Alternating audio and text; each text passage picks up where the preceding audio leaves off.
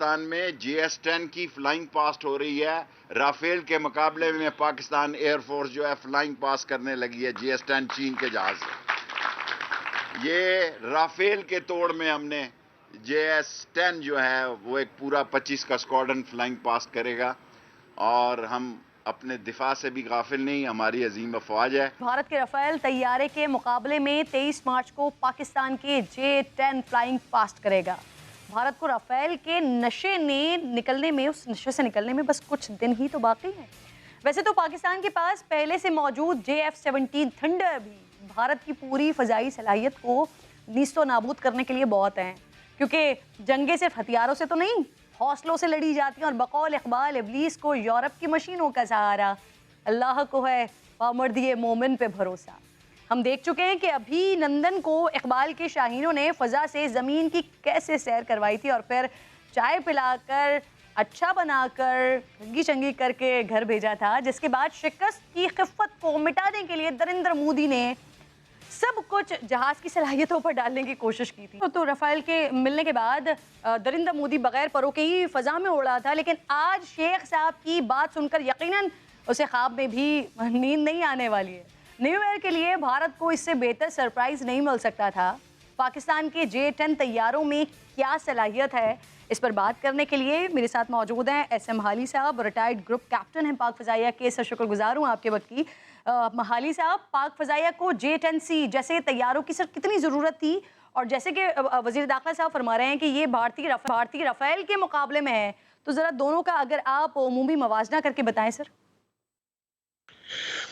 अच्छा देखिए, उसूलन जो है राफ़ेल तैयारे के से मुकाबला करने के लिए हमारे F-16 और JF-17 थंडर जो है इस वक्त ब्लॉक 2 इस्तेमाल में है, ये दोनों काफ़ी थे।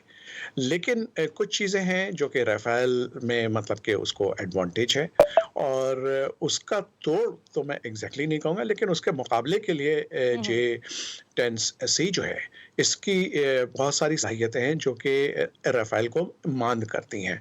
और अगर भारत ने कभी ये गलती की दोबारा, जैसा कि उसने 2019 में फरवरी में किया था, 26 फरवरी को, तो उसको बहुत बुरी मार पड़ेगी। और जहाँ तक मवाज़ने का है, आप स्पेसिफ़िक्स पूछिए तो फिर मैं आपको बता सकूँगा। ये मैं बता दूँ पहले ही कि कुछ चीज़ों में राफ़ेल को एज है, लेकिन ओवरऑल अगर आप कंपैरिज़न करें तो J-10C जो है वो उसका पलड़ा भारी मिलता है। Oh wow! सर, अब J-10C तैयारा सिंगल इंजन है, डेल्टा विंग्स का हामिल जदीद लड़ाका तैयारा है सर। बैक वक्त कई अहदाफ को निशाना बना सकता है सर, इस निशानदेही का हामिल है। नया लड़ाका तैयारा सर PL-15 मिसाइल से लैस है, जिसके ज़रिए 200 किलोमीटर तक अहदाफ को निशाना बनाया जा सकता है, जबकि राफेल की सलाहियत सिर्फ 150 किलोमीटर तक निशाना बनाने की है। ये दुरुस्त है सर?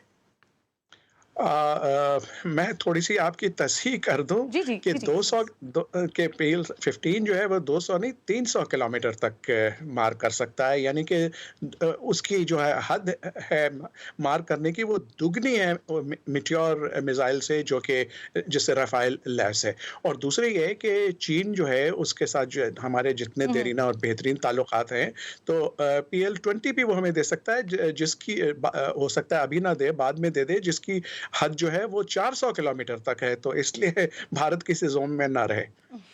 बिल्कुल ठीक है सर। अच्छा, अब सर ये दुरुस्त है पाकिस्तान ने 2015 में ही J-10 की खरीदारी का फैसला किया था, हाली साहब? देखिए, J-10 के बारे में हम उनसे काफ़ी दिनों से बातचीत कर रहे थे और हमारी गुफ्तगू चल रही थी। इसके ऊपर काफ़ी डिबेट भी हुई।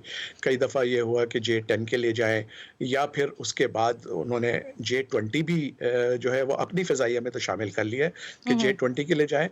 लेकिन बहुत सी चीज़ें होती हैं जिसमें बजटरी कॉन्स्ट्रेंट्स भी होते हैं, और फिर ज़रूरत की बात होती है। कहने को तो हम हर चीज़ के ऊपर हम इतने अमीर तो नहीं है ना कि जो जो चीज़ हमें पसंद आए, जो खिलौने हमें पसंद आए, हम वो ले लें। लेकिन J-10 के लिए 2015 से मतलब कि हमारे जो दिफाई सौदे होते हैं कम से कम पाकिस्तान में, क्योंकि हम एक गरीब मुल्क हैं और हमारी रिसोर्सेज लिमिटेड हैं, तो हमें बहुत सोच समझ के फैसला करना पड़ता है, और जितनी चादरें उतने पाँव फैलाने पड़ते हैं। तो इसलिए 2015 से ज़रूर हम इसको देख रहे थे। एक जी। दो और भी ऑप्शंस थे, लेकिन चीन के साथ जो ताल्लुकात हैं और उसकी मुनासबत से मेरा ख्याल है कि ये सही। फैसला सर, अच्छे टाइम पे हो गया। बिल्कुल ठीक है। अच्छा सर ये बताइए मुझे, राफेल के मुकाबले में ये J-10 कितना इकोनॉमिकल है और इसका फ्लाइंग ऑपरेशन और ख़रीदारी के हिसाब से सर?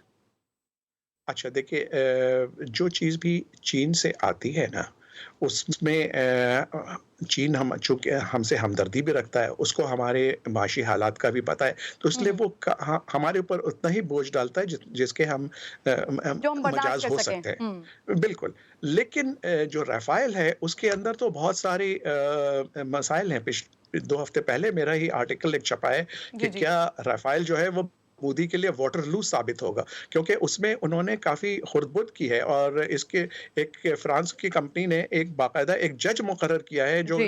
इसमें देख रहा है कि कितनी क्योंकि $8.8 बिलियन के उन्होंने सौदा किया, जो कि बहुत ही ज़्यादा है और मैं हुँ, समझता हूँ कि हमारा इससे कहीं कम में सौदा हो गया। एग्ज़ैक्ट फ़िगर मैं आपको नहीं बता सकता, माफ़ कीजिएगा। इसलिए जी, नहीं कि जी। मैं कोई सीक्रेट है, इसलिए कि मैं सही मानों में मुझे मालूम भी नहीं है। जी, जी। सर जो इसका फ्लाइंग ऑपरेशन मैं देख रही थी, $28,000 जो है वो पर आवर वो राफेल पे लग रहा होता है, जबकि अगर हम ये J-10C देखते हैं तो यहाँ पर 4800 पर आवर $US का खर्चा आ रहा है, यानी वेरी इकोनॉमिकल सर।